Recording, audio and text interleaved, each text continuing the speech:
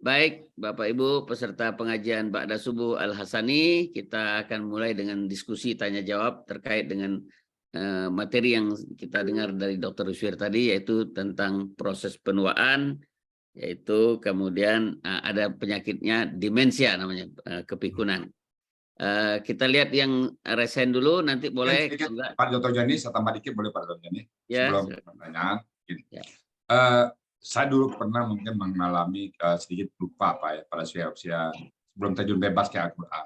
Kayaknya pernah dulu lupa, tapi begitu agak konsen ke Al-Quran, nah mungkin ya, ini terus ya, mulai lupa itu berkurang Pak Dr. Joni.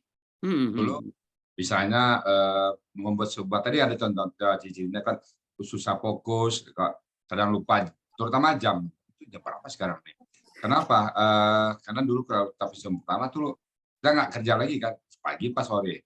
Tetapi setelah agak konsen sedikit, agak keakuran, malah kita kenal dari waktu ini 10 sekarang, ini 12 sekarang. Jadi artinya mulai berkurang faktor kelupaan itu. Nah, apakah dengan kegiatan rutin itu seperti kita dari pagi sampai sore Al-Quran, apa bisa mengurangi demensia tadi? Itu mungkin saya bertanya sedikit ke Pak Dokter. Oke. Nah, ini pertanyaan pertama dimulai dari Ustadz ya. Jadi dengan pengalaman sendiri, pernah mengalami lupa seperti disorientasi waktu ya. Ya. Gara-gara perubahan posisi Pak Dokter. Dari mulai bekerja, beliau ini sibuk kan, beliau akuntan nih. Ya. Kemudian kerja di satu BUMN kan, yang mengasih duit pensiun buat kita nih, Taspen. Kemudian beliau pensiun. Nah, di pensiun itu kan jadi lupa hari, lupa ini. Tapi sekarang dengan konsentrasi di Al-Quran malah ingatan. Semua orang Ya. ingat beliau Pak Ustaz, Pak Dokter nih. Ini berapa orang nih di 208. Kalau dilihat namanya beliau langsung tahu, oh yang di Jakarta ya, oh yang di Medan ya. Nah, begitu. Silakan Pak Dokter dijawab dulu nih, apa nih yang terjadi pada Pak Ustadz kita nih. Terima kasih Buya atas pertanyaannya. Tadi mungkin saya tidak masukkan ya, demensia itu ada yang tidak merupakan suatu penyakit di otak. Ya, jadi dia bisa membaik bila kondisi kita juga membaik ya. Contohnya misalnya pada orang yang sedang stres berat gitu. Psikologis ya. Iya, psikologis. Nah, begitu faktor psikologis itu kita bisa atasi, kita mekanisme coping kita bisa mengatasi stres tersebut, maka kelupa-lupa tadi itu akan hilang gitu, atau berkurang dengan sendirinya. Apalagi kalau kita kemudian melatih terus, ya, sehingga lama-lama dia berfungsi kembali sebagaimana yang kita harapkan gitu. Jadi mungkin waktu itu Buya ini habis resign dari pekerjaan, ya, jadi bingung dan aktivitas apa gitu ya, dan itu bisa merupakan suatu stres, ya, tambah lagi mungkin hal-hal lain yang lain di luar kita, misalnya keluarga atau anak-anak misalnya, itu nambah beban kita sehingga kita mengalami stres, ya. Tapi begitu stres kita bisa kita atasi dengan baik, maka kita fungsi yang masih ada tadi akan berjalan. Kemudian fungsi ini dapat dimaksimalkan dengan latihan-latihan tadi, ya, misalnya dengan membaca Al-Quran. Sekarang dengan aktivitas Buya yang demikian padatnya, Buya berhasil kembali mendapatkan. Tapi ini bukan karena penyakit Buya, ya. Nah, kalau memang penyakit itu nggak akan membaik, dia akan berjalan progres. Ya. Jadi ya mungkin waktu mulai pensiun itu ada tekanan tanpa disadari begitu ya, unconscious lah. Pak Dr. Joni ini peserta tembus angka 200 ya Pak Dr. Joni. Iya nih saya udah 207 kan. Memang bapak-bapak kita, ibu kita perlu informasi tentang. Ya, di komunitas kita memang komunitas lansia semua nih Pak Dokter. Hampir 95% di atas 60 semua di atas 60 ya. Nah, di mana katanya 65 ke bawah itu 1% sudah mengalami demensi. Iya. Tapi ya, mudah-mudahan kita semua di sini belum masuk ke taraf demensia. Ya, karena udah dilatih, ya dengan menggal-menggal ayat, dan menghafal nih kata benda atau kata kerja, ini kata kerja KKL atau KKP, wah udah hebat. Apalagi mencari kata nanti buka kamus kecil. Cari kamus ya mata. Baik, Kayaknya Pak banyak Ustadz, yang raise kita hand ini. maju ke udah mulai ada 4 yang menunjukkan tangan nih. Saya mulai ya Pak Ustadz ya. Usul Pak Jani, translink Pak Jani, resign, chatting, resign, chatting. Oh Ya. iya, oke. Ada juga ada chatting. Ya, kita mulai dengan yang resen dulu lah. Ada 2 ya. Ibu Ismiati, saya persilakan Ibu Ismi. Ya. Assalamualaikum Ustadz. Waalaikumsalam Bu Ismiati. Palembang. Iya, Palembang. Dokter Joni dan Dokter Dokter Rusmir. Rusmir, ya.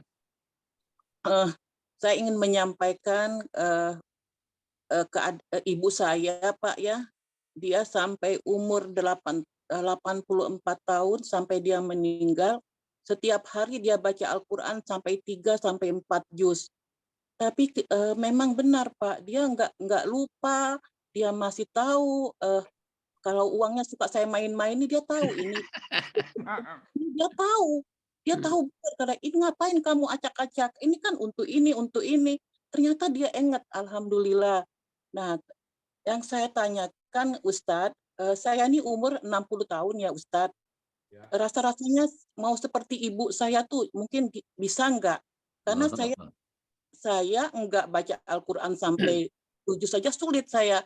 Tapi dengan kita membegal-begal kalimat seperti belajar Ustadz ini, bisa enggak kita untuk yang tidak kita inginkan itu bisa kita terlewati seperti ibu saya itu Ustadz.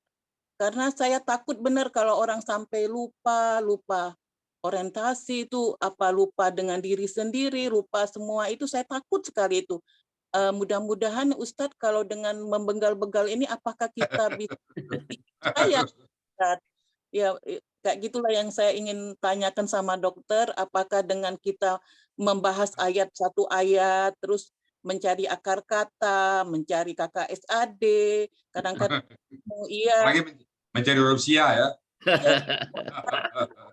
Ini di mana ternyata ada huruf sianya seperti ataya, oh ternyata ini huruf ta, akar katanya ataya, suka-suka kayak gitu. Nah, kira-kira gimana Ustadz, Pak Dr. Rusmir, apakah ini juga bisa membuat kami seperti ibu saya yang di usianya sampai seumur itu dia bisa masih pas meninggal cuma 10 hari dirawat, itu aja dimasuk rumah sakit, sudahnya dia meninggal Ustadz. Terima kasih Ustadz. Baik Bu Ismi, ya kita tunggu jawaban Pak Dokter. Silakan Pak Dokter Rusmir. Ini beliau ini 60 udah khawatir. Bisa nggak seperti orang tua beliau yang 84 tahun? Ya, silakan. Ya, terima kasih Ibu Ismiati atas pertanyaannya. Seperti yang dikatakan oleh Bu Yarizal tadi, ya bahwa beliau pernah mengalami hal di mana dia mengalami gangguan daya ingat, kemudian gangguan orientasi, tetapi beliau berhasil pulih kembali dan bahkan sekarang berada di tengah kita dengan kondisi otak yang baik sekali. Ya. Nah, intinya adalah tadi latihan tadi ya. Mungkin mamanya Ibu Ismi itu dia selalu melatih otaknya ya dengan membaca Al-Qur'an tadi 3 sampai 4 juz sehari, itu kan luar biasa ya. Ya, jadi otaknya sudah terlatih dengan baik. Kemudian mungkin nggak hanya membaca Al-Qur'an, mungkin dia aktivitas kesehariannya juga baik. Ya, misalnya beliau masih aktif bergaul dengan anak-anak, cucu, dengan tetangga, kemudian mungkin masih ke pasar gitu. Ya, masih ada aktivitas fisik yang dia lakukan, kemudian masih melakukan pekerjaan sehari-hari yang ringan-ringan. Jadi secara fisik dia terlatih, kemudian secara otaknya dan secara psikologis dia juga terlatih dengan baik, sehingga dia bisa terhindar dari kepikunan tadi. Nah, dan mungkin juga mamanya ibu itu tidak mempunyai penyakit-penyakit yang menyebabkan risiko dia terkena pikun itu tidak seperti orang yang punya faktor risiko atau penyakit-penyakit yang bisa menyebabkan dia mengalami demensia tadi. Tadi pola makan, pola hidup, segala macam itu bisa mempengaruhi risiko kita untuk bisa terkena demensia. Barangkali ada hal yang bisa Ibu pelajari dari mamanya Ibu, ya, karena kan itu berada di kita sehari-hari. Ya, jadi gaya hidup juga itu mempengaruhi. Dia ke pasar, Ustaz. Dia ke pasar. Nah, itu dia, masih ke pasar, hebat itu. Ada mes yang punya kakaknya, Dokter Mustafa tuh kan kakaknya ibu. Dia kan kayaknya ibu kepala dapurnya. Jadi dia Iya. subuh dia sholat langsung berangkat, sesudah sholat subuh dia udah berangkat setiap hari kayak gitu. Jadi mungkinlah kali kegiatan olahraganya tanpa disadari dia keluar ke pasar keliling, mungkin itulah kali kegiatannya ya Ustadz ya, itu Pak. Dia kan keluar setiap hari belanja. Iya mungkin itu. Jadi ada kegiatan otak, ada kegiatan fisik. Nah, dua itu menunjang Bu ya. Kemudian saling faktor menunjang. lain enggak ya? Pak Joni, itu contoh yang baik dari ibu kita, dari orang tua kita ya Bu ya. Iya. Yang perlu kita teladani, perlu kita tiru dan kita lakukan. Tadi kan pepatahnya gunakan otak kita, kalau enggak kita akan kehilangan fungsi. Hilang otaknya. Pak Dr. Joni, saya izin sebentar Pak Dr. nambahin Paul Ismi ya. Jadi kita di Al-Quran ini Pak Dr. Ismi ya, memang kita berpikir terus setiap kata per kata kita pikirkan ini KKL apa KSAD ini, apa tandanya ini. Kalaupun terjawab itu kita harus buka kamus lagi. Jadi minimum kalau yang satu jam Pak, itu 1 jam pikir otak, mikir terus. Nggak bisa nggak mikir. Kalau nggak mikir dikit lewat ya. Begitu kata lewat ya. Jadi saya rasakan Pak Dr. Joni ya, Pak Dr. itu memang memikir terus kita. Memikir terus akar katanya apa, polanya. Pakai otak itu ya. Lagi putar ya. Kan disimpan itu di kepala. Nah, itu kalau vocab itu kemarin udah kita catat ini, sekarang lupa lagi. Nah, kita khawatir ya. Tapi saya terus terang ada 1, 2 yang lupa, tapi nggak banyak Pak. Dulu memang diingat 10, nah lupa 3. Sekarang mungkin diingat 10, 1 remang-remang Pak. Gitu mungkin pengalaman saya Pak. Ya, jadi ada sedikit tambahan ya Pak Ustadz. Ya itu mungkin buat teman kita, saudara kita, atau orang dekat kita ya, setelah beliau pensiun, mungkin harus tetap aktif. Ya, saya ingat sekali ibu saya dengan ibunya Buya Rizal ini kan sahabat ya. Jadi setelah mereka pensiun dari, sayang umurnya ibunya Ustaz Rizal tidak panjang ya, tapi saya yakin kalau beliau panjang dia akan aktif walaupun dia sudah pensiun. Nah ibu saya, mama saya itu pensiun, setelah pensiun dia masih aktif di Aisyah. Organisasi Aisyah. Ya, organisasi. Kemudian dia aktif menggalang dana untuk membangun sekolah dengan kakaknya, yaitu kakak dari ibunya Buya Rizal ini. Pergi datangin rumah-rumah orang, datangin kenal-kenalan dia, datangin murid-murid dia, gitu. Minta sumbang-sumbang, sehingga beliau berhasil tuh membangun TK, SD ya. Sekarang masih ada SD-nya, Pak. Masih ada ya, Bu ya. Kita udah lama enggak ini. Jadi artinya usia pensiun jangan membuat kita tuh menjadi tidak ada aktivitas sama sekali, terutama aktivitas otak. Ya, saya bandingkan dengan bapak saya yang setelah pensiun nggak ada aktivitas. Nah, orangnya tadinya bagus, sehat, kuat. Setelah dia nggak ada aktivitas beberapa tahun tuh fisiknya menurun drastis. Jadi memang kita anjurkan kepada teman-teman kita, saudara kita, orang yang kita kenal, bahwa setelah pensiun harus tetap aktif. Jadi pensiun hanya berganti aktivitas ya, bukan. Mungkin kalau tadi aktivitas formal, sekarang formal. Nah itu teman-teman, sahabatku kalian. Jadi kalau ada yang sudah pensiun, jangan menganggap berhentilah aktivitas, tapi berganti aktivitas. Ya. Cuman tanya lagi pertanyaan Pak Dr. Joni ya, boleh masih satu lagi ya, Bapak Ibu sebentar ya. Nah, apakah sampai bawa mimpi ini kan? Aktivitasnya ke bawah mimpi hampir tiap hari. Apa itu overload atau memang nggak masalah? Fokus yang berlebihan. Bukan, ini sering nih, Pak Ustadz saya sering bercerita, mimpi masih KKP, KSAD juga mimpi beliau ini. Ngajar juga Pak Dr. Joni. Jadi ngajar, mimpi ngajar ya. Jam 3 itu sering istri kebangun. Nih, bapakmu mesti ngajar dia. Padahal tidur itu. Ibu-ibu KKP ini apa KKP-nya? Ibu-ibu ini akar katanya apa? Jadi istilahnya berjalan malam itu ya Pak, istilahnya kalau istilahnya apa Pak Dokter? Kalau sleeping walker. Ini tapi bukan berjalan, ngomong, ngigau lah istilahnya. Itu gimana itu? Ngigau, ya. Gimana Pak Dokter? Kegiatan sehari-hari yang tetap terbawa di alam bawah sadar kita gitu. Jadi alam bawah sadar itu sebenarnya ya. Ya, tapi itu berarti otak kita tetap bekerja ya, tetap bekerja. Berarti on terus Pak Ustadz itu. Iya, on terus. Nggak di off kan itu, otaknya tidur itu mesti off dulu. Ya, tapi mungkin juga akibat sehari-harinya terlalu banyak. Ya. Jadi kadang-kadang jam 2 anak saya bangun, bapak mau mesti ngajar, dilihat di ruang belajar nggak ada, udah tidur, oh ternyata mimpi, kita hampir. Dia apa yang dibahas siang malah pada saat tidur bawa. Nah, itu maksud saya. Tapi saya nggak merasakan ada apa-apa, biasa-biasa aja, nggak ada masalah. Itu memang masih misteri itu Pak, sama dengan mimpi itu juga misteri juga sekarang. Oke Pak Ustadz, udah ada yang nunjuk, kita pindah dulu ke yang nunjuk. Bu Ismi udah selesai, Ibu Nur Aini, silakan Bu Nur Aini. Bu Nur Aini. Ya, baru saya buka itu. Assalamualaikum warahmatullahi wabarakatuh. Dr. Joni, Dr. Ruswir, dan Ustadz udah out. Perkenalkan, saya Nuraini dari Bogor. Saya sudah pensiun dari tahun 2013 sampai sekarang. Ya, alhamdulillah saya begitu pensiun saya ikut aktivitas olahraga di suatu klub dan mulai mengaji ya. Tapi yang ingin saya tanyakan sekarang ini, saya tuh mengalami sakit asma, ya. Tapi asma saya tuh munculnya setelah tua gitu, dokter. Nggak tahu waktu dari kecil kayaknya sih enggak gitu, tapi setelah mendekati mau pensiun ini, saya baru muncul asmanya sampai sekarang gitu. Dan saya tadi respon ke pemaparan dari dokter, saya memang sering lupa, terutama kalau masak gitu. Karena mamanya saya masuk di masak ada kompor saya nyalain dengan pancinya.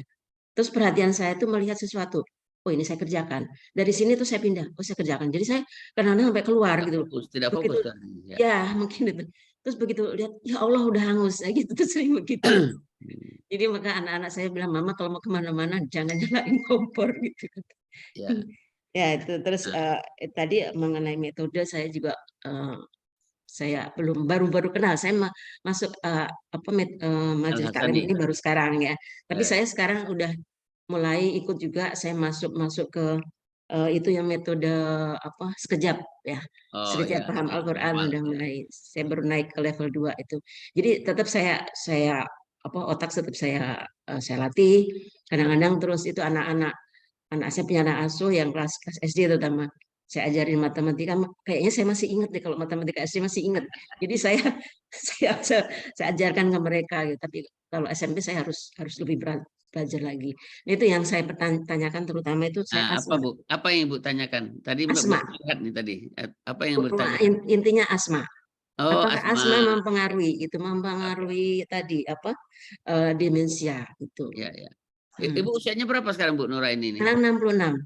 Pensiun berapa tahun tadi? 9 tahun ya? Oh, pensiun 2013. Dari 2013. Gitu, 2013 kan 9 tahun. Oh, waktu itu pensiun umur 56 ya, bukan 60 ya? Ya, waktu itu terakhir 56. Oke. Jadi pertanyaan yang pokoknya adalah asma ini. Kok tua-tua ada asma? Kenapa itu? Silakan Pak Dr. ya. Ya, mungkin saya tidak dokter spesialis paru ya, tapi saya mencoba menjawab bahwa asma ini kan penyakit termasuk penyakit autoimun ya, penyakit alergi. Ya, mungkin Ibu dari kecil tidak ada, ya, tetapi mungkin punya gen. Ya, jadi secara genetik ada gen. Mohon maaf dokter, saya kan pernah ke dokter. Itu setelah suami saya meninggal, gitu. Oh. Ya, jadi ada faktor psikologis. Ya, mungkin kita nggak menggali lebih dalam di keluarga kita. Ya, mungkin ada gennya. Kemudian kita udah punya dasar. Kemudian ada faktor pencetus, Ibu. Nah, faktor pencetus itu kan bisa termasuk stres tadi, ya. Kemudian alergen atau segala hal yang terkait dengan sistem imun kita. Nah, jadi penyakit itu yang tadinya tidak ada di kita, kemudian mulai terpicu atau tercetus, ya. Ya, kalau di Ibu mungkin tadi adalah faktor stres ya, atau faktor kehilangan tadi. Iya. Nah, tetapi mudah-mudahan ya kita tahu asma itu kan kalau dia serangan itu kan pipa-pipa udaranya itu kan menguncup. Menyempit. Ya, menyempit. Kemudian kita kesulitan ya menarik nafas dan mengeluarkan nafas kan. Artinya oksigen yang kita hirup tidak cukup. Kemudian karbon dioksida yang sebagai hasil dari metabolisme tubuh kita nggak bisa keluar juga dengan baik, sehingga lama-lama tubuh kita kekurangan oksigen, ya. Dan oksigen ini diperlukan. Otak kita tuh hanya butuh oksigen untuk aktivitas metabolismenya. Ya, tanpa oksigen yang cukup, Bisa otak bekerja kita dia. tidak menghasilkan energi yang cukup untuk aktivitas fungsionalnya gitu. Nah, kalau asma ini sering-sering berulang, kemudian penanganannya tidak cepat, nah, artinya di sini serangannya tidak cepat berlalu gitu ya. Jadi tubuh kita itu atau otak kita kekurangan oksigen yang Ya, terjadi berkali-kali atau berulang-ulang. bisa Nah, demensia ya. itu ya bisa juga akan menyebabkan kerusakan pada sel-sel otaknya dan berakhir dengan lupa-lupa tadi ya. Saya nggak berani nyebut ibu demensia atau tidak ya, karena Belum ya. kalau melihat ini sih belum gitu. Buktinya ibu masih bisa mengeluarkan pendapat dengan baik, ya, bertanya dengan baik sekali gitu. Ya. Dan mudah-mudahan ini cuman reaksi singkat. Tapi saran saya mungkin harus mengobati asmanya dengan baik. Asmanya Jangan itu, Bu, biarkan ya. serangan Tadi asma katanya. itu berlangsung lama gitu. Ya, karena takutnya kalau terlalu lama nanti oksigen yang masuk ke otak kita itu akan berkurang dan akan menyebabkan perubahan-perubahan pada sel-sel saraf kita gitu. Ya, alhamdulillah Ya. saya tetap ke dokter tetap gitu. Ya, Jadi paru-paru. dokter penyakit dalam ya. Ya. Boleh, dokter Ya, Nika. penyakit dalam boleh, penyakit paru juga boleh, Bu. Ya. Jadi yang paling utama itu karena oksigennya ya. Ya, oksigen. Ya kadang-kadang malas tuh kalau malam mau pakai apa Inhaler. seretide-nya Kan tuh ada ya turbo healer, seretide-nya. Bu. Ada turbo healer nggak? Ibu punya turbo healer? Pakai Sudah seretide. Saya pakai seretide Seretide, diskus. ya, ya. Ya. Jadi kadang-kadang malas malam memang kedengeran ngik-ngik gitu malas banget mau bangun. Ya. Jadi itu mungkin di rumah perlu disediakan tabung oksigen portable ya yang bisa dibawa Ya. kemana-mana. Kemudian obat-obat asma ibu ya jangan dilupakan Ya. karena serangan itu bisa di mana saja gitu. Bisa Ya, di mana saja dan bisa kapan saja. Dan jangan biarkan serangan asmanya berlangsung lama gitu. Ya itu akan lebih susah untuk membuat dia pulih ya atau kembali ke seperti semula gitu. Nah, akibatnya tentu oksigenisasi yang diperlukan oleh tubuh kita, organ tubuh kita ya termasuk otak kita ya, terutama otak ini ya itu akan tidak memadai gitu. Ya, dan kalau berlangsung berkali-kali berulang-ulang dalam jangka waktu yang lama tentu saja ada sel-sel otak kita yang akan rusak gitu. Baik. Jadi kalau Ya, oke, sudah bisa paham. Nah, kita pindah ke chat ya. Sebentar Bu Rulia ya. Saya ke chat dulu nih, ada di chat yang nanya tadi sedikit. Ada 2 pertanyaan di chat ini. Satu dari Ibu Min Rianingsih. Assalamualaikum dokter, saya pernah baca bahwa kecerdasan mencapai puncaknya pada usia 60 sampai 70 tahun. Bagaimana kaitan dengan demensia? Jadi tadi cerita demensia, ini beliau pernah baca justru puncaknya 60-70, betul nggak itu Pak Dokter? Sekali yang satu lagi mengenai olahraga apa yang bisa mencegah? Jadi kan katakan yang bisa mana nih pertanyaan? Olahraga apa yang baik untuk mencegah demensia? 2 pertanyaan dari chat. Silakan Dokter Ruswir. Ya, terima kasih pertanyaannya Ibu Min. Saya terus terang belum pernah membaca artikel itu ya, tapi dengan kita melatih otak kita, ya tentu saja melatih secara rutin, tentu kecerdasan itu karena kecerdasan itu bisa bertahan bahkan bisa meningkat. Kenapa? Karena otak kita ini mempunyai kemampuan yang tidak terbatas sebenarnya. Jadi kalau kita latih, tentu dia akan berfungsi maksimal. Tapi apakah dia mencapai puncak di usia 60-70 tahun tadi ya, itu saya belum pernah baca artikel itu. Tapi kita lihat juga dengan pengalaman Buya Rizal ini. Dulu di usia berapa, 50-an kali ya Buya ya, mengalami penurunan fungsi ini. Tapi dengan beliau kembali beraktivitas, ya, bahkan aktivitasnya sekarang makin luar biasa. Ya, maka dia kembali ke fungsi semula, bahkan sekarang mungkin lebih cerdas daripada yang dulu mungkin ya. Ya Pak Rizal, ya Bu ya. Iya. Ya, beliau menemukan metode jadi, kan? Ini cerdas. Metode ini ditemukan di usia 60 ya Bu ya. Ya, artinya memang kita perlu melatih otak kita itu tadi. Ya, perlu fokus terhadap hal yang sedang kita hadapi. Mungkin ini tambahan saya Pak Dr. Joni dan Pak Dr. yang tadi itu mungkin bukan cerdas, mungkin cerdas biasa, tapi bijak nih Pak. Karena banyak pengalaman, banyak experience, akan mengambil satu keputusan bijak dia. Mungkin bijak Pak ya. Ya, itu karena fungsi otak yang baik Pak Ustadz. Jadi fungsi otaknya bekerja semua. Terus, ya, tambah dengan pengalaman masa lalu yang komplit, pada saat dia pernah salah, pernah benar, akhirnya tahu dia yang mana yang benarnya. Mungkin menurut saya gitu, agak bijak jadinya. Bijak ya, oke. Lebih bijak, lebih sabar barangkali ya Ustaz ya. Ya. Sangat sabar Ustaz ini. Orang nanya apapun selalu dijawab. Baik, satu lagi ada di sekalian nih di Oh iya, tadi pertanyaannya tentang olahraga ya. olahraga ya. Iya. Nah, sebenarnya sih olahraganya tentu disesuaikan dengan usia kita. Ya. Ya, tentu olahraga yang tidak menyebabkan stres fisik ya. Ya. Ya, misalnya kita jalan pagi, kita senam-senam gitu. Nah, sekarang ada senam otak katanya. Oh, ya. Iya, itu sudah banyak beredar ya. Itu juga bisa membantu kita untuk mengkoordinasikan fungsi Koordinasi ya, otak koordinasi. kita. Iya. Ya, fungsi ya. Ya, jadi banyak hal yang penting kegiatan fisiknya tidak membuat stres ke fisik kita. Ya, ya, ya. Yang jelas Dan jalan itu pagi. dilakukan secara Oke. rutin, ya. Nah, tadi kan ada penelitian menyatakan kalau aktivitas dilakukan lebih dari 3 kali dalam seminggu, hasilnya akan lebih baik daripada yang kurang dari itu. Baik, baik, baik. Ada satu lagi nih. Mungkin Ibu yang bertanya udah tahu itu senam otak itu, ya. Senam Karena otak. sudah banyak, iya, sudah banyak beredar di mana-mana. Satu lagi nih, Dokter Ruswir, sekalian aja nih. Tidur ya, beliau tanya, apakah jika tidur adalah obat bagi senior orang tua, kenapa dilarang tidur setelah sholat subuh? Nah, ini apa hubungannya? Kan tidur itu sebenarnya baik katanya, tapi dilarang tidur setelah sholat subuh. Kenapa itu? Itu perintah Al-Quran ya, atau perintah dalam agama ya, hadis ya Pak, ya hadis ya Buya ya. Maka lain gimana Pak? Ya, mungkin Buya yang lebih bisa menerangkan. Lebih kompeten. Nah, sekarang secara sains, apa yang terjadi pada saat otak pagi itu? Nah, itu mungkin. Kalau hadis memang jelas itu. Dilarang. Waktu habis subuh sama habis asar, itu dilarang tidur.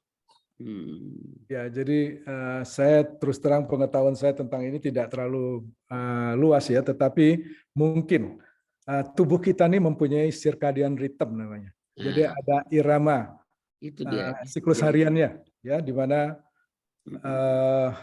pada pagi hari itu terjadi peningkatan pada fungsi-fungsi organ.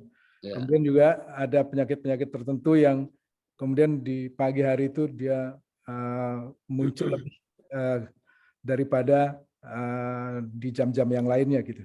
Ya, ini terkait juga dengan sirkulasi hormon ya. Ya, sirkulasi hormon. Nah, contohnya misalnya hipertensi. Kalau kita perhatikan pasien-pasien kita yang hipertensi, yang dirawat, kemudian kita periksa, ternyata tensi pagi itu lebih tinggi daripada tensi di jam-jam yang lainnya, ya di siang atau di sore. Nah, makanya dalam penata laksanaan hipertensi itu kita memberikan obat antihipertensi itu sebaiknya yang bekerja panjang dan diminumnya pada waktu malam menjelang tidur. Karena kalau kita minum pagi, untuk ke pagi berikutnya itu dia keburu habis dalam darah sehingga proteksinya akan berkurang atau tidak ada. Nah, kalau kita minum malam diharapkan pada pagi hari itu dia masih bekerja dengan baik. Ya. Kemudian terkait dengan aktivitas tadi, ya mungkin jawabannya itu adalah adanya circadian rhythm pada tubuh kita. Circadian rhythm ya, atau masalah dopamin dan sebagainya itu. Nah, iya, banyak neurotransmitter yang juga. Ya. Kalau saya Pak Joni masuk ke Kota Padang, Kota Minang. Kalau waktu itu habis subuh, sekian lang dicotot musang gitu Pak. Ya, itu. Tapi itu kan empirik dari orang-orang tua kita dulu ya. Jadi betul kalau kita lihat ustadz-ustadz di pondok itu pagi itu ngajar, nanti pukul 9 sudah sholat duha, baru tidur sebentar sampai pukul 10, 1 jam. Itu bagus. Ustadz-ustadz di pondok itu kan panjang umur dan cerdas semua kan kita lihat. Kiai Sahal. Itu harus aktivitas Pak. Ya, Sahal Mahfuz dan sebagainya, hebat. Baik, kita pindah ke, udah ada yang menunggu ya Pak. Ibu Rulia, silakan Bu Rulia, apa mau ditanyakan? Ya, baiklah. Assalamualaikum warahmatullahi wabarakatuh. Waalaikumsalam. Gini Dok, mungkin ada beberapa pertanyaan yang menyangkut kebetulan orang tua seorang ibu, dia sudah usia 91 tahun. 91, Masya Allah. Ya. Jadi pada saat sebelum masih usia 87-88, dia seorang pembaca suka baca Al-Quran dan tidak pernah lepas setiap harinya.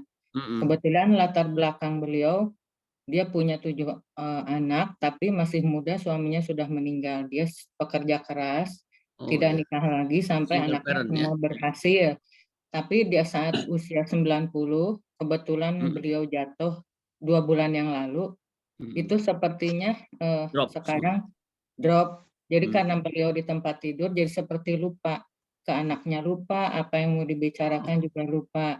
Ya. Nah itu mungkin yang ingin saya tanyakan, bagaimana perkembangan penyakit sampai seusia gitu, yang pada akhirnya mungkin demensia ya, dan kadang-kadang halusinasi. Oh, Kemudian kita juga sebagai anak bagaimana menghadapi orang tua yang seperti itu, karena terus terang memang berat. Kemudian pernah dicoba untuk dibawa ke dokter, tapi malah dokternya yang dimarahin, jadi akhirnya tidak bisa komunikasi sama sekali. Akhirnya kita yang merasa malu nggak sama enak, dokternya ya. iya, kita yang merasa nggak enak, akhirnya kita mendingan dibawa pulang aja, sudah di rumah dulu gitu, Dok. Kemudian yang kedua yang saya tanyakan, kenapa lebih banyak menyerang demensia ini terhadap Wanita. perempuan ya, wanita. Kemudian untuk vitamin, Dok, mungkin kebetulan saya dari farmasi, yang ingin saya tanyakan, dosis berapa vitamin E yang bisa kita minum setiap harinya. Itu mungkin yang saya tanyakan, Dok.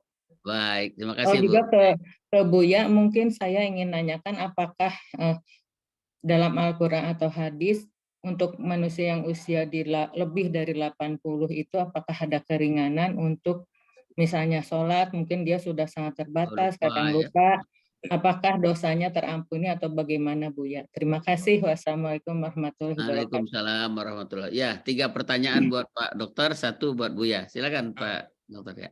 Ya, terima kasih Bu Rulia. Bu Rulia. Ya. Jadi mengenai orang tua ya, ya mungkin si ibu yang sudah sangat sepuh pada usia 91 tahun ya. Ya, mungkin ketika beliau jatuh, mungkin beliau mengalami suatu penyakit ya yang menyebabkan keseimbangannya terganggu, kemudian dia jatuh. Dan kita tahu wanita pada usia segitu itu kan sudah terjadi osteoporosis yang cukup hebat barangkali ya. Karena ketika dia menopause itu kan proses osteoporosis itu sudah mulai. Dan pada wanita 50 tahun kan biasanya udah mulai, sebagian udah mulai yang menopause.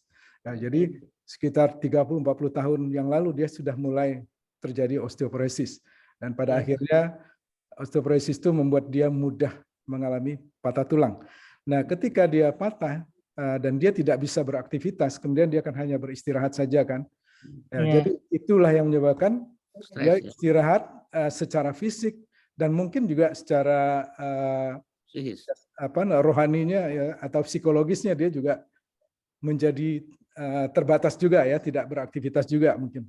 Jadi itu yang menyebabkan beliau mundur dengan cepat. Mundur kecerdasannya dengan cepat.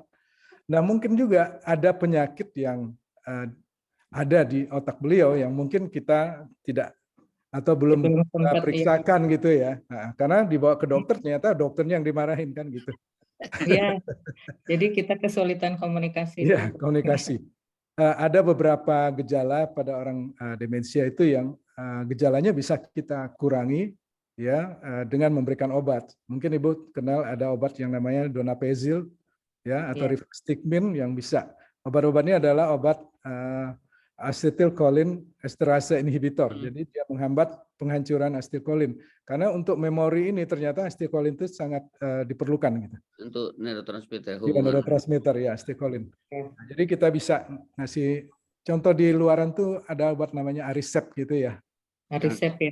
Iya, ya kita bisa coba untuk memperbaiki itu. Tapi kalau melihat patologi apa yang sedang terjadi di otaknya, mungkin kita perlu memeriksa MRI lain ya, contohnya MRI tadi. Apakah memang sudah terjadi atrofi di hipokampusnya atau memang otaknya semuanya sudah atrofi.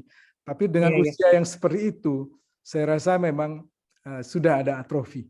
Apalagi aktivitas selama beberapa bulan terakhir ya. Itu pasti sudah menyebabkan kelainan itu.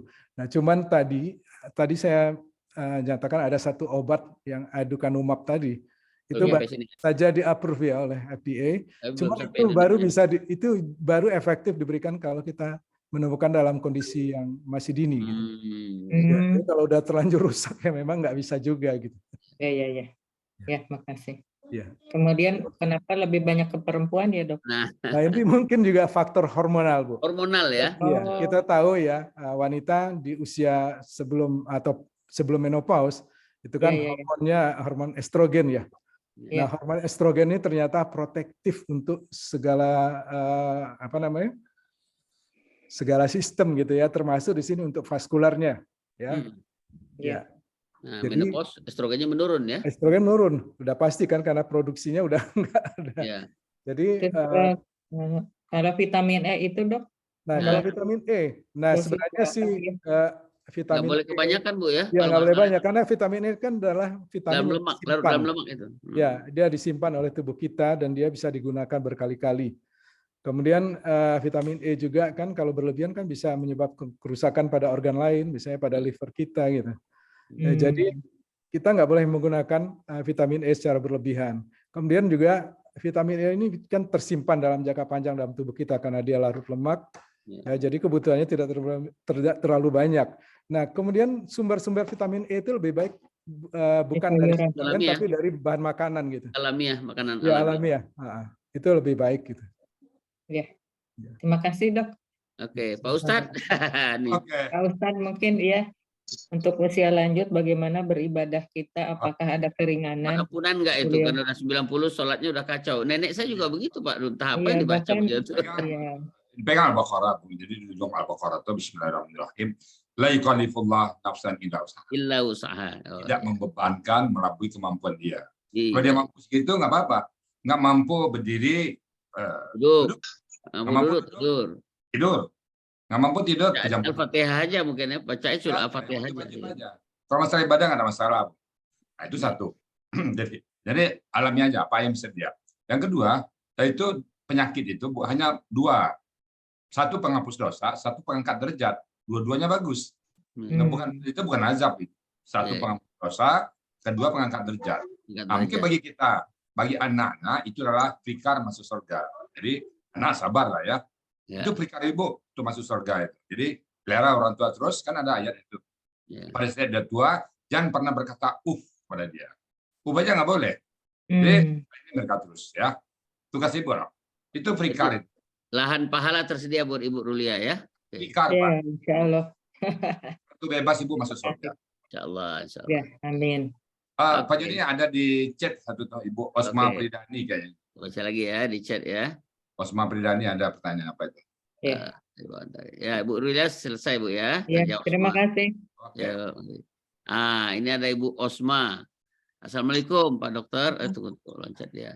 Ya. Mau nanya, minum obat seumuran. Nah, beliau nih Lansopol, apa nih ya? Miniaspi, Ramipril, Bisoprolol, obat hipertensi namanya. Apakah tidak ada dampaknya ke ginjal? Konsumsi buah rutin. Ya. Oh, ini Lansoprazol ya, Ya, obat mah. Obat gastritis ya. Kemudian ada Miniaspi, ini apa? Ramipril, obat hipertensi nih, Bisoprolol. Hipertensi ya.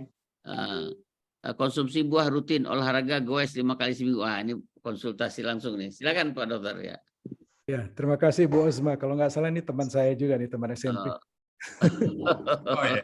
Benar nggak Bu Osma? Satu kelas satu C malah Pak Ruzier ya. Iya. Dari Adabiah kan Bu Osma?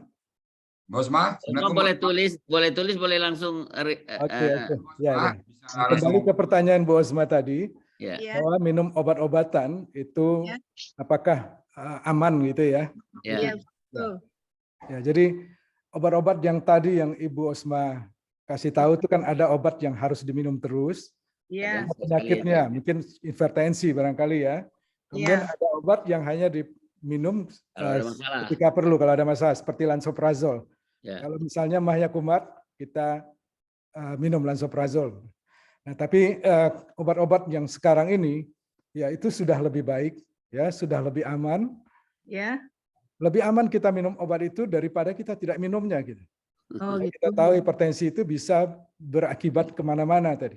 Ya bisa ke jantung, bisa ke stroke, bisa ke ginjal dan kemana-mana. Banyak target organ yang bisa rusak akibat hipertensi tadi. Makanya lebih baik kita minum daripada tidak minum. Kemudian dalam mengatasi hipertensi kan juga kita ada menjaga makanan, ya, misalnya diet rendah garam gitu. Ya. Ya, itu juga harus kita jalankan, kemudian olahraga, kemudian mengurangi stres. Ya, dengan demikian kita bisa mencegah terjadinya kerusakan organ target kita akibat penyakit hipertensi tadi. Dan percaya obat sekarang itu lebih aman, Bu. Ya, kemudian makannya juga obat sekarang ini sekali Single makan dose bisa saja. bertahan sampai 20 jam, 24 jam. Jadi kita cukup aman sebenarnya. Ya, justru nggak aman kalau kita nggak minum gitu. Hipertensinya itu akan merusak. Rebound kalau buat hipertensi minum makan nggak minum. Ya, rebound ya, dia malah lebih tinggi dari sebelumnya gitu. Makanya lebih baik kita minum sehingga kita bisa tercegah dari komplikasi-komplikasi yang disebabkan oleh penyakit dasar kita, yaitu hipertensi tadi. Iya, makasih dok. Baik, Bu Osma ya, olahraga jalankan terus ya. Goes tuh hebat tuh, goes tuh. Hebat ya, goes saya malah nggak goes nih. Ini Osma ini temannya Pak Dr. Ruzia 1C dulu kalau salah saya. Oh iya, teman Saya sekolah bela nih. Itu kelasnya. Rahmatnya nih pengajian kita nih bisa Iya, ketemu dengan teman-teman lama ya, Pak. Iya, Dokter. Bu Osma kan 1C dulu kan? Iya, betul. Pak 1C dulu. Tanya aja sama dia. Malah saya ingat. Oh, Benar. Ya, Cuman mungkin ada sedikit berubah ya. Namanya juga usia udah mulai ini. Oh iyalah. Iya. Baik, terima kasih ya Bu Osma udah ya. Assalamualaikum. Masih ada 4 lagi teman yang menunjuk dan jam udah jam 7.14 nih Pak Ustadz. Jam berapa kita mau selesai? Kita minta izin ke kelas yang 70. Karena ini hari Sabtu ya, kan nggak kantor ya kan. Kalau yang kita tunda di kelasnya ya. Oke, silakan dulu. Kita penuhi semua pertanyaan pada Pak Dr. Joni ya. Setelah ini habis pertanyaan baru tutup ya. Sekarang Ibu Rita Kesuma. Silakan Bu Rita. Iya, assalamualaikum. Terima kasih Pak Joni. Assalamualaikum Buya. Assalamualaikum Pak Dokter. Tabi pun Pak Ruzwir. Lampung nih. Ya pun. Tabi pun Pak Joni. Pak Ruzwir sebelumnya perkenalkan, saya juga alumni FK Unila, tapi FK-nya pakai IP Pak Ruzwir. FKIP. Saya alumni FKIP Unila, itu Pak Henry Busman, Pak Ibu Nisma, Ibu Emantis Rosa, itu dosen saya dulu. Ya. Kesempatan ini saya ingin bertanya Pak Ruzwir, ini pertanyaan saya sekitar mitos atau fakta ini. Yang pertama, gini Pak, ada teman saya ngajar, itu umurnya masih belum 40-an, tapi dia udah sangat pelupa, tapi lupanya itu dengan hal-hal yang tidak rutin dia laksanakan gitu. Kalau misalnya hal-hal yang rutin seperti materi ngajarnya atau apanya dia nggak lupa, tapi dia meletakkan sesuatu atau ada janji dengan seseorang tuh dia sering lupa gitu. Lupanya tuh kebangetan banget Pak gitu. Padahal umurnya baru mau masuk 40-an lah gitu. Nah terus dia bilang gini, kan namanya itu saya sebut aja namanya Mawar lah gitu ya Pak ya, katanya. Iya Bu, kan saya tanya kok lupaan banget sih. Terus dia bilang gini, iya Bu, saya kan udah 5 kali operasi katanya gitu. Jadi sering kena anestesi, jadi sering lupa. Nah ini saya tanya sama, kan kebetulan saya guru biologi gitu Pak. Jadi dia nanya sama saya, jadi benar nggak kalau orang sering anestesi itu pelupa? Ya saya nggak berani jawab karena saya bukan dokter. Nah kebetulan sekarang saya ketemu sama ahlinya, saya mau tanya mitos atau fakta kalau orang yang sudah sering anestesi itu sering pelupa. Nah itu mitos atau fakta yang pertama.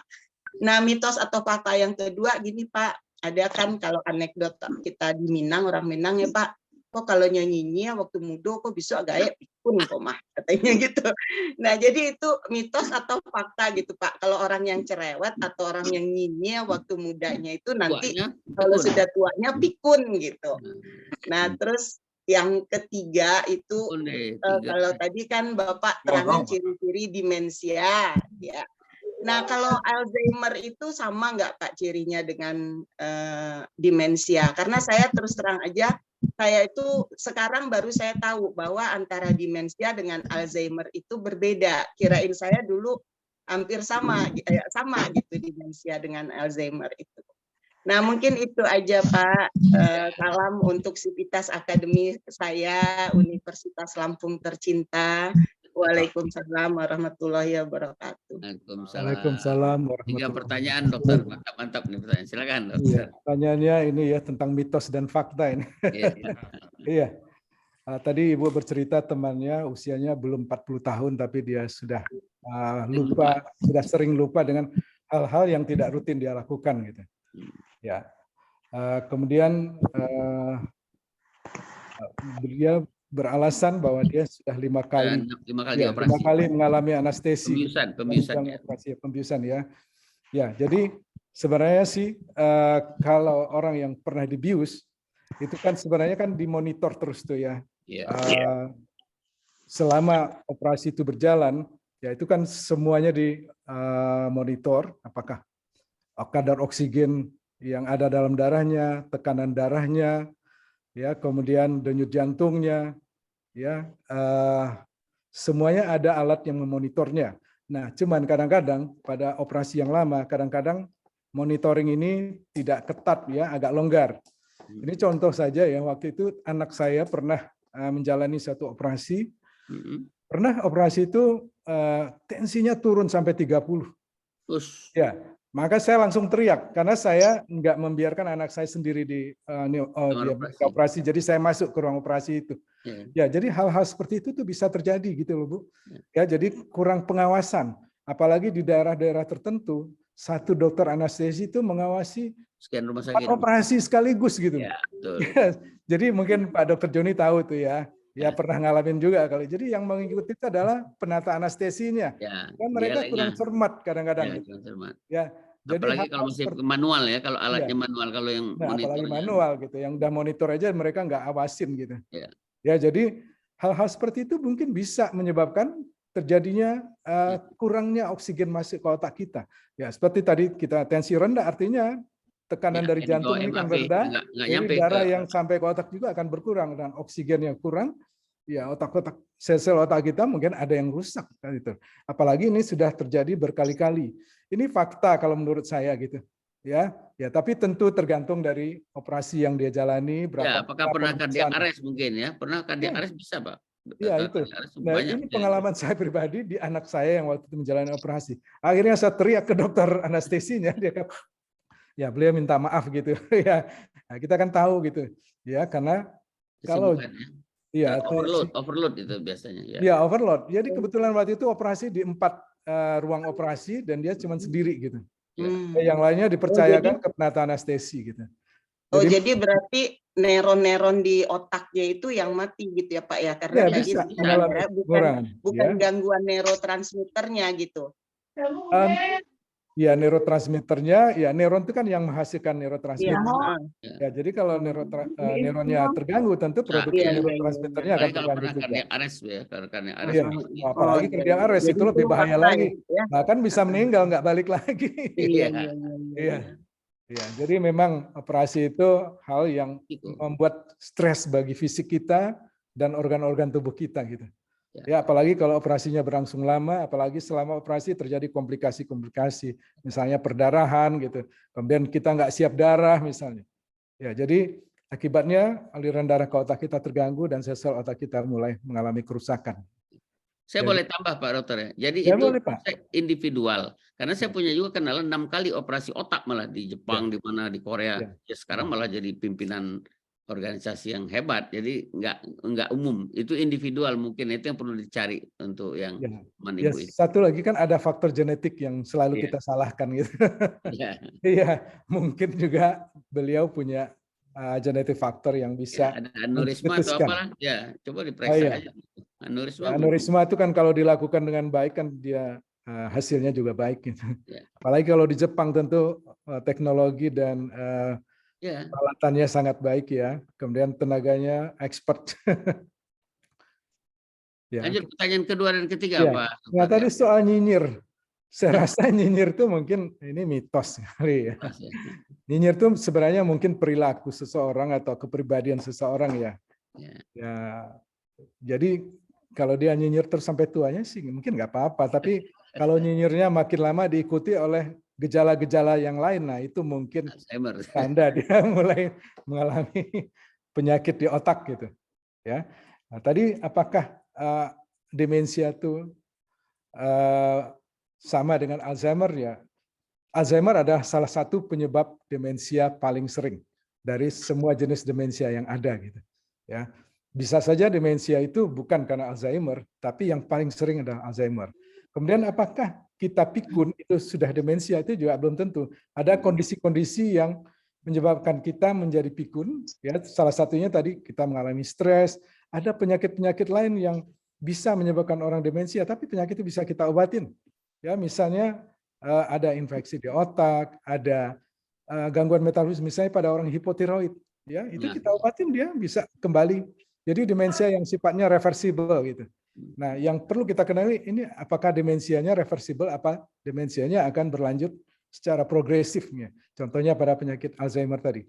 Pada demensia yang vaskular, ya kita obatin stroke-nya dengan baik, kita cegah dia tidak stroke lagi, itu juga dia pulih kembali gitu. Pulih. Ya. Jadi mungkin itu, Ibu Rita ya. Iya, Oke. terima kasih Pak Dokter, terima kasih Pak Sama, Joni. Ibu. Ya, Bari ya. Lanjut dengan Bu Yeni sekarang. Silakan Bu Yeni. Assalamualaikum warahmatullahi wabarakatuh. Waalaikumsalam. Waalaikumsalam warahmatullahi wabarakatuh. Dokter, saya mau tanya. Suami saya kan waktu usia 44, dia kena stroke. Terus kena demensia, Dok, sampai sekarang. Sudah 3 tahun. Nah, dia itu minum obat ini, Dok, Aricept ya. Ya, itulah tadi yang disebut tadi. Ya, Aricept 10 mg sekarang. Ya, 10 miligram ya. Jadi saya tanyakan, Dok, kok sudah minum Aricept itu dia itu ingetannya tinggi ya, Dok. Kalau udah sore mulai, Dok, kurang lagi gitu. Fluktuatif ya, fluktuatif. Iya, Dok. Kalau sudah tuh ingatannya, Dok. Kalau masalah warna dia lupa, Dok. Tapi kalau yang baca Al-Quran tadi, Dok ya, dulu kan waktu masih sehat baca Al-Quran terus. Nah, semenjak sudah kena stroke itu, kalau baca Al-Quran baru berapa baris saja sudah pusing, Dok, katanya kepalanya. Bu Yeni ini Palembang ya? Iya, Kalau ngomongin dari Palembang Cak ini. Iya, Batu Rajo, Pak. Batu Rajo aja. Oke, udah itu pertanyaan itulah ya. Iya, Dok, sudah tuh apa lagi, Dok, yang ini nih minum obat apa lagi? Oke. Selain Aricept apa gitu. Ya, silakan Pak Dokter langsung dijawab. Terima kasih Bu Yeni. Mengenai suaminya yang stroke ya.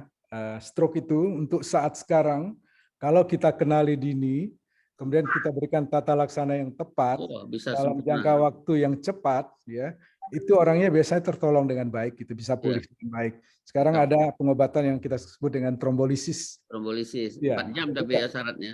Iya, syaratnya banyak. Ya, memang tensinya nggak boleh lebih dari 185, gula darahnya nggak lebih dari 185 gitu. Jadi banyak syaratnya. Kemudian timingnya yang penting. Dari gejala pertama muncul sampai kita lakukan trombolisis itu nggak boleh lebih dari 4,5 jam ya yang kita kenal dengan golden period itu. Nah, sayang sekali mungkin saat itu ibu suaminya tidak mendapatkan pengobatan yang seperti itu gitu. Jadi, pas corona datang, Dok. Nah, itu.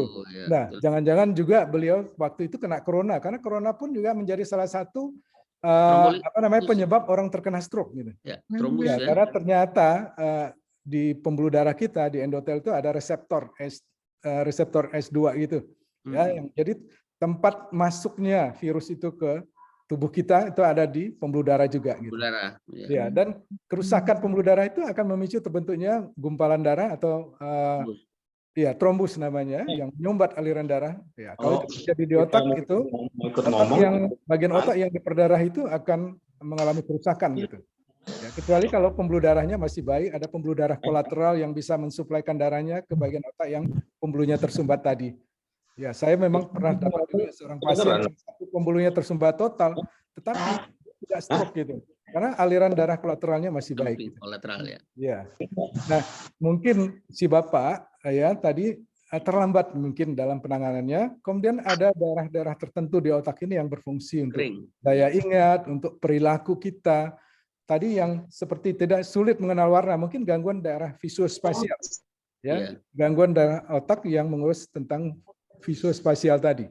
Itu kan orang lagi ngomong.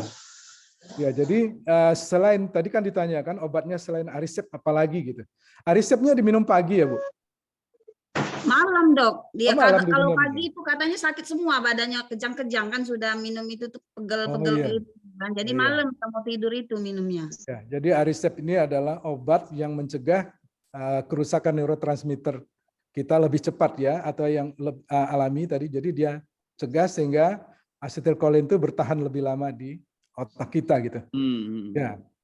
Kemudian obat ini kan kerjanya juga panjang. Ya, mungkin ada faktor lain yang menyebabkan dia pegal-pegal. Sebenarnya sih tidak ada efek samping ke pegal-pegal, kejang-kejang otot gitu. Itu harusnya mestinya sih enggak ya. Atau kalau itu terjadi mungkin dosisnya kita kurangi gitu.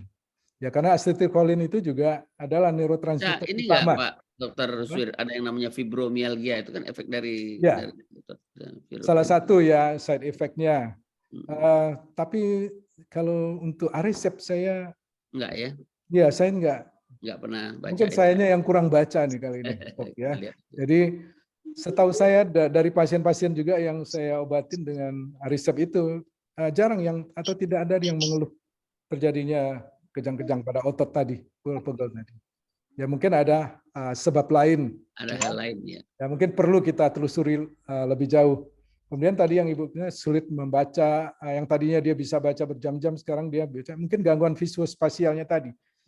Huruf yang dia baca itu tidak seperti huruf yang dia kenal gitu. Ya, jadi gangguan memorinya ya terkena ya Pak ya? Iya, memori dan visuospasialnya tadi. Ya, jadi misalnya kita melihat jam, ini jam tuh tepatnya kan kita tahu jarum panjang tuh di mana, jarum pendek di mana, kemudian kita lihat ya ini kita tahu persis ini jam sekian, saya jam 3 gitu. Jarum pendeknya di angka 3, jarum panjangnya di angka 12 misalnya. Nah, gangguan visuospasial dia bisa melihat jam tapi hanya separuh yang terlihat gitu. Ya sehingga dia nggak menyadari dengan tepat ya sekarang ini jam berapa gitu. Ya jadi ada gangguan visuospasial juga yang mungkin dengan Aricept tidak bisa membaik Ibu. Ya, maka otak kita, setiap bagian dari otak itu mempunyai fungsi khusus dan fungsi dia bersama-sama untuk fungsi kognitif kita gitu. Karena dia saling terhubung dengan bagian-bagian lainnya gitu.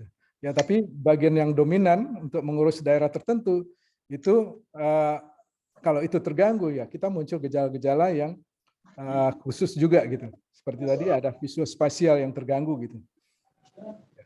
Ada nggak obat lain tambahan? Kita tadi pertanyaan ketiga, perlu obat tambahan lain? Untuk saat ini, untuk gangguan visuospasial itu belum ada gitu. Ya, jadi untuk memorinya bisa membaik dengan pemberian Aricept tadi, tetapi untuk visuospasialnya mungkin sejauh yang saya ketahui belum ada gitu. Ya.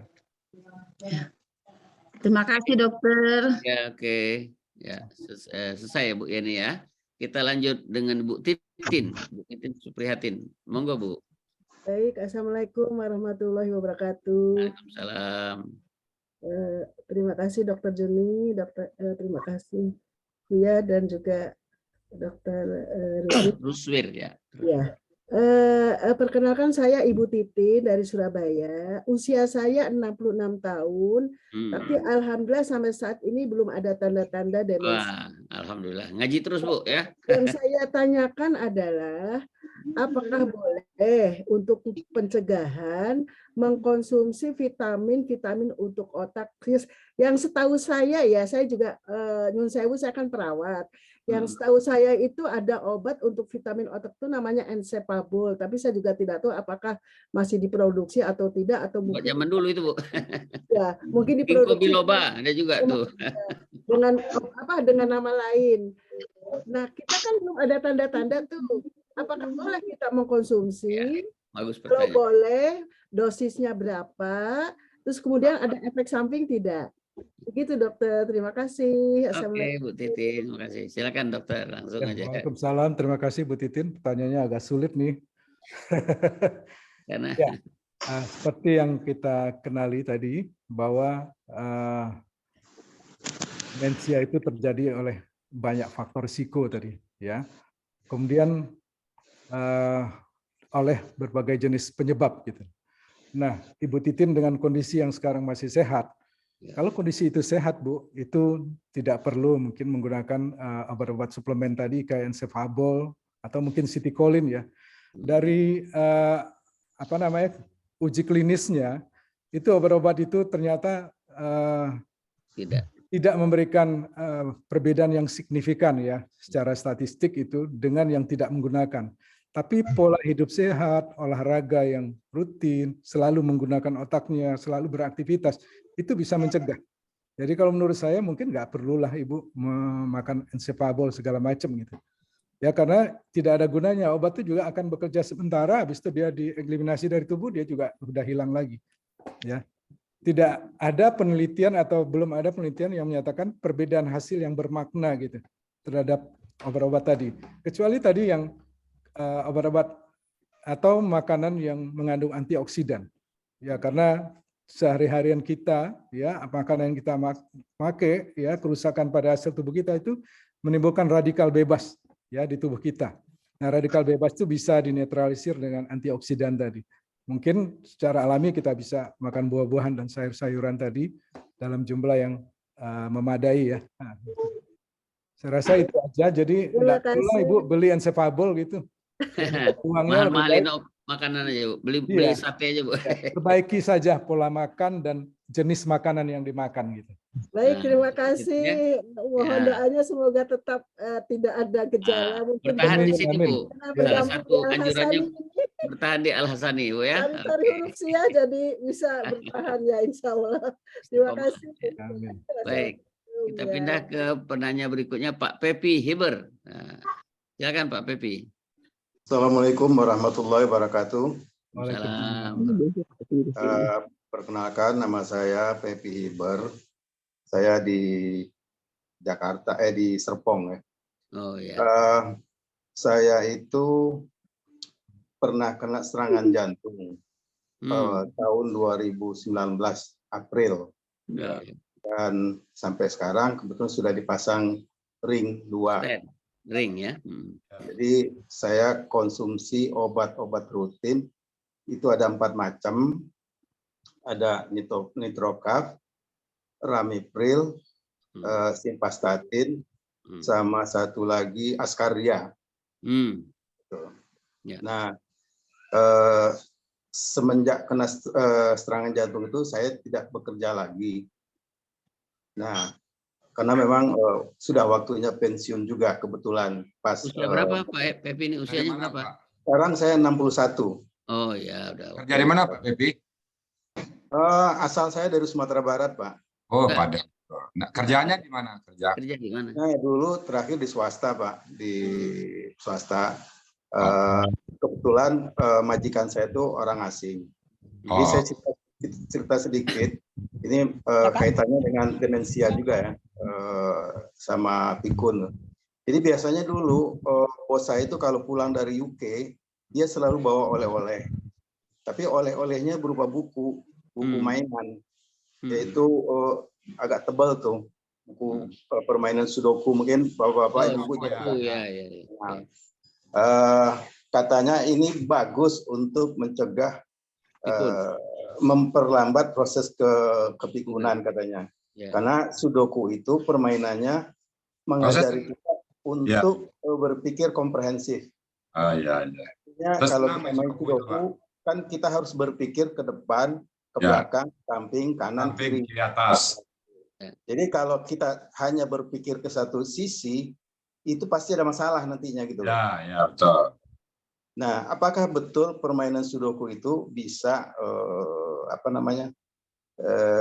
memperlambat proses penyakit degeneratif itu? Gitu. Pertama, sudah gitu yang kedua, semenjak saya kena serangan jantung, tapi alhamdulillah sekarang sudah bisa aktivitas lagi, tapi tidak bekerja dengan orang, saya bekerja sendiri, nyetir, bawa gokar. Gitu loh. Setiap hari saya berjalan tuh bisa nyetir sampai 200 kilo. Cuman pertanyaannya gini, kadang-kadang ada kalanya pada saat tertentu saya begitu sampai di satu titik itu saya lupa kok bisa saya di mana ini gitu loh. Disorientasi ya. Udah gitu saya lupa juga rutenya dari mana, tapi kok tiba-tiba saya udah nyampe di sini. Nah, biasanya saya tuh selalu ngelihat papan-papan reklame, kan di situ kadang-kadang ada nama jalan ya. Begitu lihat nama jalan, oh saya di sini rupanya gitu.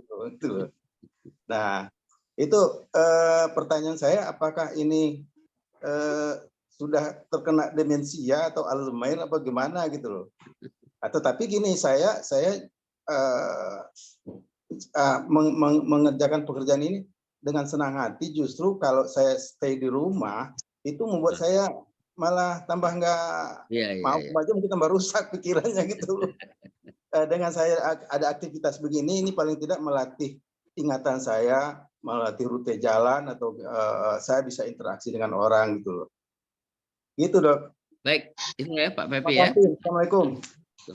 Waalaikumsalam warahmatullahi wabarakatuh. Silakan Pak Dokter dijawab pertanyaan Pak Pepi ini. Pak Pepi, saya pikir tadi bertanya tentang obat karena menyebutkan obatnya nitro. Macam obat itu kan? Iya, Ramipril, ya simvastatin sama askardia ya. Ya. Jadi sebenarnya obat-obatnya adalah untuk mencegah jangan sampai ada serangan jantung berikutnya. Ya. Dan mungkin juga bisa mencegah stroke karena antara stroke dan jantung itu mekanismenya sama gitu, Pak. Ya. Nah, jadi obat ini sebenarnya cukup aman, kecuali kalau nanti ada efek samping misalnya sakit mah ya, ada luka di lambung misalnya gitu. Mungkin butuh obat tambahan gitu. Tapi obat-obat yang Pak Pepi makan ini tujuannya adalah itu, ya, untuk mencegah jangan sampai ada serangan jantung berikutnya atau jangan sampai pasang ring lagi. Ya, jadi terus saja Pak dikonsumsi ya. Kemudian mengenai buku Sudoku. Ya, terus terang saya nih Sudoku ini juga tidak terlalu memahami ya, tapi kalau tadi seperti yang diceritakan itu melatih ya, melatih otak kita itu ya bagus. Sama saja ya. Saya paham Sudoku itu Pak Dokter. Saya paham Sudoku itu. Oh iya. Memang betul itu membantu otak. Jadi saya kalau Sudoku misalnya di pesawat itu antara dari ruang tunggu ke naik pesawat main Sudoku saya pas berjalan. Nah, nanti di pesawat main Sudoku lagi, memang bisa. Ya bagus semuanya. Ya, jadi karena itu kan aktivitas untuk melatih otak. Iya. Pepatah tadi adalah use it or lose it tadi. Kita harus melihat selalu melatih otak kita, kalau enggak kita akan kehilangan fungsinya gitu. Ya. Ya, oke.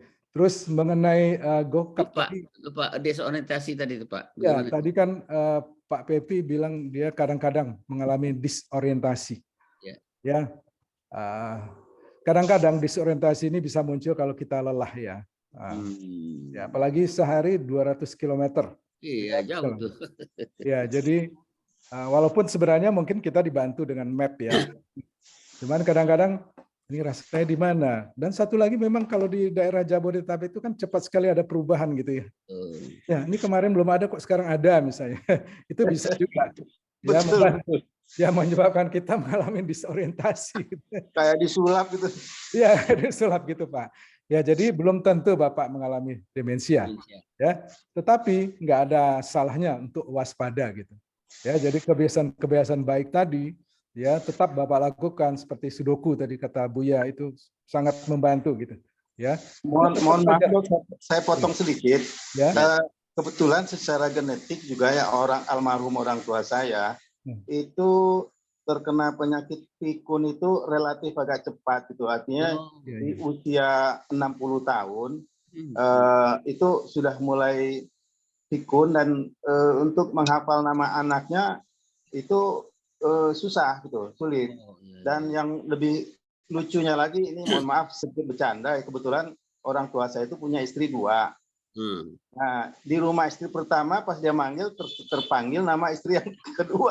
Nah, ini celaka. Dari perang itu. Perang gitu.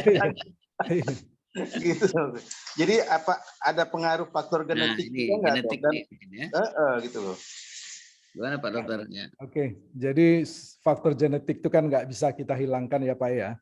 Tapi faktor genetik itu bukan satu-satunya yang menyebabkan kita jadi mengalami hal yang sama dengan orang tua kita. Jadi itu on off ya Pak Dokter ya, bisa on ya, off. Jadi kalau tidak ada pemicu atau triggernya itu juga bisa ditunda kedatangannya gitu loh. Makanya terus melakukan hal-hal yang baik-baik, ya aktivitas fisik yang baik, ya melatih otak.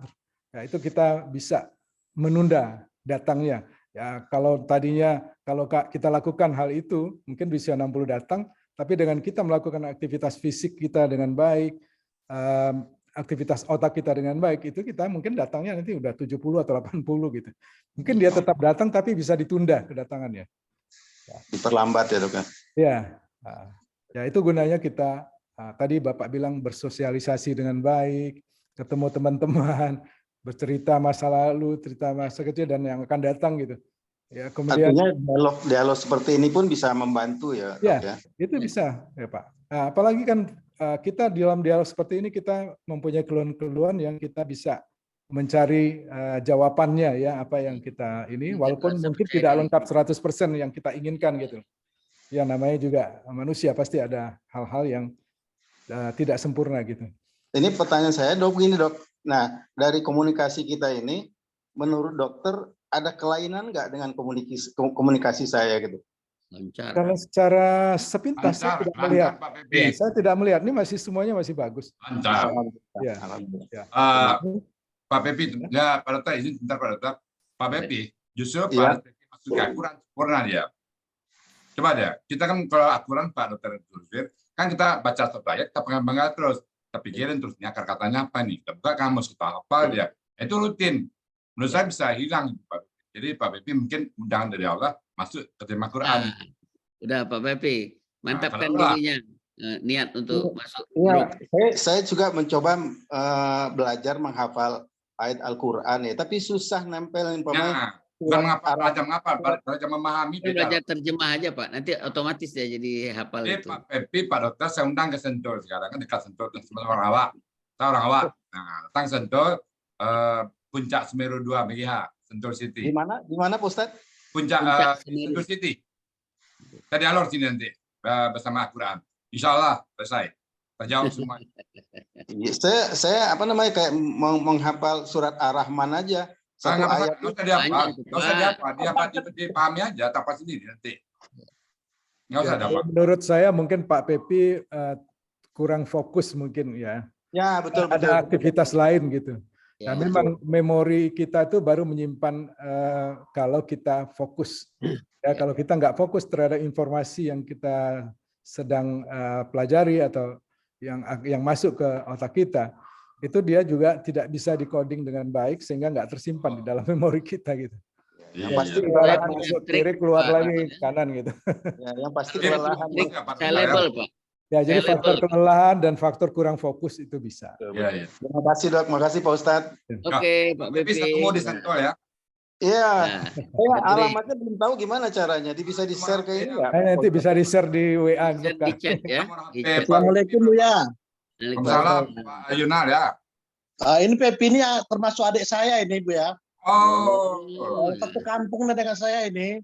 Oh gitu. Oke. Nah, tuh Pak. Pepi. Ya. Ini Datuk Pedukutuan. Oh ya, dari Dumai. Alhamdulillah. Assalamualaikum pada tua. Iya. Jadi udah ikut ke Sentul itu. Yang lalu. Coba Pepi datang. Bawa-bawalah saya ke sana. Iya, inilah makanya sekarang nih udah diundang sama Buya itu. Kasih nomor HP saya sama alamat saya sama Pak Pepi-nya. Baik. Terima kasih Pak Ustadz, terima kasih Pak Dokter. Oke, ya sama Pak Pepi. Mudah-mudahan ya lancar semuanya. Insyaallah. Assalamualaikum. Saya penasaran. Jadi udah enggak ada lagi, di chat pun saya baca nggak ada. Waktu juga udah 7.46 nih. Bagaimana Pak Ustadz? Kita luar biasa. Ini atensi teman-teman luar biasa ini. Jadi Pak Ruzwir, Pak Dokter, kayaknya nggak cukup sekali Pak Zul tampil. Menurut saya ya. Ya Bu Nel, gimana Bu Nel? Cukup nggak sekali Bu Nel tampil Pak Ruzwir ini? Ya nanti mohon mohon nanti juga bisa tampil lagi gitu. Bu ya, nanti kalau saya tampil lagi nanti bosan tuh yang denger. Enggak. Yang lain Pak Ruzwir. Bantu konsultasi dengan topik yang sesuai dengan ini. Topik yang berbeda ya. Ya, topik berbeda. Mungkin begini Bu Topik Nel. S3-nya Pak Dokter ya. Bu Nel, informasinya. Sedikit. Boleh nggak sedikit aja nih? Apa nih? Saya ini agak cemburu gitu loh dengan Zoom ini. Kenapa tuh? Kenapa kok lebih banyak wanita yang dipersilakan bertanya, laki-laki kok jarang? Kan menunjuk tangan Pak. Ini kan tadi dipersilakan nunjuk tangan yang di chat. Jadi itu keaktifannya aja yang kurang. Ibu-ibu semangat di grup. Pak Zaima tuh dia apa? Probability dia tinggi kan. Dia nanya Pak. Iya. Tidak ada diskriminasi Pak. Ini coba berpikir positif, jangan-jangan yang punya masalah ini banyak wanita ini. Ya, Bisa jadi, Pak. Lebih jujur Pak, wanita berani mengungkapkan masalah, kalau laki-laki kan ada masalah. malu. Betul tuh, Pak. Terima kasih banyak Pak Dokter, Pak Ustadz. Ya, Mari Pak. ditunggu di sensor Pak Pepe ya. Tunggu sensor. Siap. Ya. Baik, luar biasa Pak Dr. Ruswir, peserta di atas 200 tuh rekor tuh ya. Kita biasa 150. Sampai sekarang Pak Joni sudah mengunjung 155. Ya, udah turun karena udah jam kerja. Ada juga yang tadi minta izin. Atau ada kelas, kita punya break room nih Pak, jam 7:30 ini udah ada yang ke break room mungkin ya. Ya, mantap Pak Jon, mantap. Nah, Pak Hadril nih, ini dokter saraf juga nih. Pak Ruswir kenal mungkin ya. Oh iya, senior saya Pak Joni. Pak Hadril Busudin itu saya Ya, udah kami ini. Mantap, Ruswir. Alhamdulillah. Silakan Pak Adil, Pak komentarin silakan. Oh, saya sangat bangga sekali, senang sekali melihat Adinda Dr. Ruswir presentasi di metode Al-Hassani yang kita harapkan. Ya. Karena beliau ini ada kelebihan ilmu dan akademisi. Kalau dibandingkan saya, kan saya banyak praktisi. Ya. Saya banyak jadi jabatan direktur daripada profesi sarafnya. Sama kayak saya Pak, udah banyak lari ke kertas urusannya nih. Iya, banyak menandatangani, banyak bekerja. Manajerial. Jadi berbeda dengan akademisi. Akademisi mempunyai kelebihan dalam menyampaikan sesuatu persoalan yang lebih saintifik. Kalau kita ini kan pragmatis. Tapi kan itu Pak Adil, kita kan usernya Pak. Kalau ini penggalinya akademisi. Memang neurologi saya lihat jauh sekali perkembangannya dari zaman saya waktu Pak Adril praktisi. Ya. Ilmu neurologi Pak Ruswir ya sangat pesat ya. Pemeriksaan penunjangnya juga sangat menunjang ya. Lab-labnya kemudian sehingga banyak. Saya juga kagum lah neurologi. Jadi Pak Joni ada teori yang berkembang sekarang.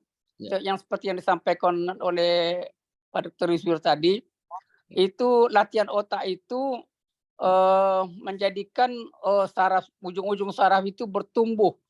Proteinnya bertambah yang disebut dengan teori plastisitas. Itu yang berkembang sekarang. Makanya salah satu teori untuk mencegah jangan pikun itu latihan otak. Dia bikin jalur baru gitu ya. Bikin jalur baru. Dia bikin jalur baru. Ya. Itu makanya dengan metode Al-Hassani ini mengambil ayat itu mencari akar kata, apalagi rupiah KKP ya, sinkron dengan plastisitas. Jadi teorinya plastisitas Pak ya, plastisitas. Pak Adil ini profesor KKP nih Pak. Dari Lanti kemarin Pak Dr. Ruswir. Profesor KKP beliau. Dari Dr. Joni itu dapat anunya tuh. Gelarnya Profesor KKP. KKP itu Pak. Kalau di sebelah belajar namanya tuh fi'il amar kalimat. Fi'il amar ya. Nah, kalau di kita kata KKP.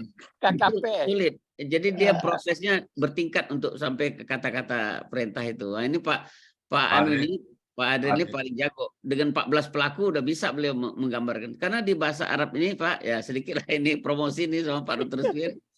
Jadi 14 pelaku itu Pak yang luar biasa Pak. Tidak ada bahasa lain.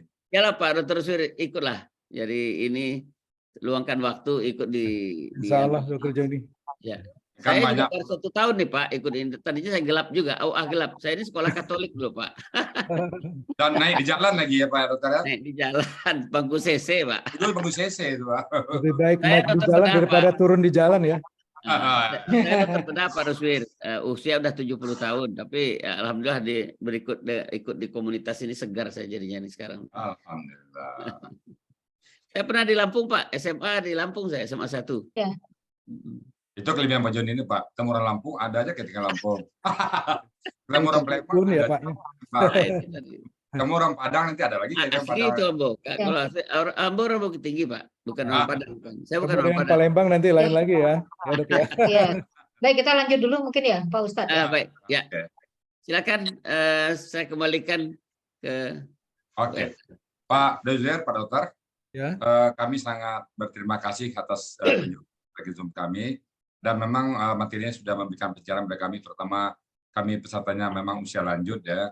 Mudah-mudahan pencerahan ini bisa paling tidak menghambat kepikunan yang ada pada kami semuanya. Itu kami nggak bisa memberikan apapun, tapi hanya berupa piagam dari metode Al-Hassani kepada Pak Dr. Zubair, Dokter bisa menerimanya. Dan kami berharap Pak Dokter bersedia di lain waktu ya. Di lain waktu kami undang lagi Pak Dokter ya. Ini Pak Dokter kami persembahkan piagam kami kepada Pak Dokter. Semoga bisa bermanfaat dan bisa sebagai tanda waktu bersama Pak Dokter. Silakan Pak Dokter. Ya. Terima kasih Bu ya. Ya, terima kasih apa yang penghargaan yang sudah diberikan kepada saya. Terus terang aja ini adalah pengajian yang baru pertama saya ikutin dan kemudian dapat dikasih sertifikat pula gitu. Mudah-mudahan kedepannya saya bisa bergabung dengan grup ini. Amin. Saya saat ini masih aktif ya Bu ya. Ini hari ini juga masih ada tugas yang harus saya kerjakan, jadi saya mohon izin Buya dan teman-teman semua yang hadir dalam silakan. Saya izin live ya. Oke. Ya, terima kasih Pak Dr. Zubair. Ya. Yang kedua Bunda. Ya, Pak Joni Pak.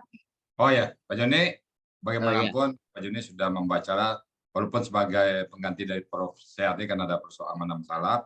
Mudah-mudahan Pak Joni tetap menjadi bagian dari Al-Hassani sampai dikoreksi nih Pak judulnya nih, rupanya Pak Sam bukan waspada. Oh iya Pak Sam ini. Oh iya. Maaf. Ya. Tadi benar nggak ya yang Pak Rusir? Oh benar dia. Nah, tadi benar Pak Rusir benar. Ya, Bapak biasa. Pak Sam yang nanti dikoreksi Pak nanti ya. Iya. Tapi saya yakin bukan karena demensia itu betul. Ya betul. Ya, nanti dikoreksi Pak Joni, maaf Pak Joni. Ini selanjutnya Bu Ustazah. Nah, saya ada Nur Hayati. Nah, ini betul nanti ya. Ustazah.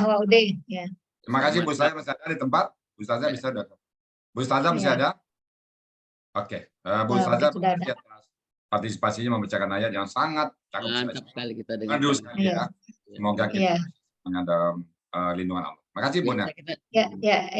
Mohon maaf Pak Joni, nanti diganti. Ya enggak apa-apa. Bahkan penting bukan demensia Pak Joni. Ya. Yakin siapa sama. Ya. Baik. Silakan Pak Joni kita. Jadi ditutup Pak Joni. Baiklah. Nah, ini Pak Yunasman baru muncul tapi. Baiklah kawan-kawan sekalian, saudara sekalian, karena habis ini sudah ada acara berikutnya nampaknya ya hari Sabtu. Kita tutup pengajian kita dengan sama-sama ucap Alhamdulillah.